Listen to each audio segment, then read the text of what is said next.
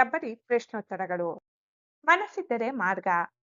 ಗಾದೆ ವಿಸ್ತರಣೆ. ಗಾದೆಗಳು ವೇದಗಳಿಗೆ ಸಮವಾಗಿವೆ. ಗಾದೆಗಳು ಹಿರಿಯರು ನುಡಿದ ಅನುಭವದ ಮಾತುಗಳಾಗಿವೆ.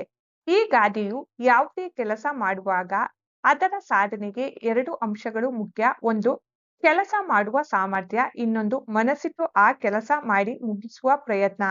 ಸಾಮರ್ಥ್ಯ ಪ್ರಯತ್ನಗಳು ಒಟ್ಟು ಸೇರಿದಾಗ ಕಾರ್ಯ ಸಾಧನೆ ಕಟ್ಟಿಟ್ಟ ಬುತ್ತಿ ಎಂದು ಹೇಳುತ್ತದೆ.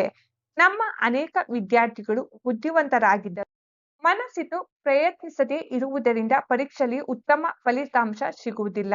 ಓದಬೇಕೆಂಬ ಹಠವಿದ್ದರೆ ಪುಸ್ತಕಗಳನ್ನು ಎಲ್ಲಿಂದಲೋ ಒದಗಿಸಿಕೊಂಡು ಓದಿ ಪಾಸಾಗಬಹುದು. ಹಲವು ವೇಳೆ ಎಲ್ಲಾ ಪುಸ್ತಕಗಳನ್ನು ಹೊಂದಿದ್ದರೂ ಓದಲು ಮನಸ್ಸಿಲ್ಲದೆ ಅನುತ್ತೀರ್ಣರಾಗುವವರು ಇದ್ದಾರೆ.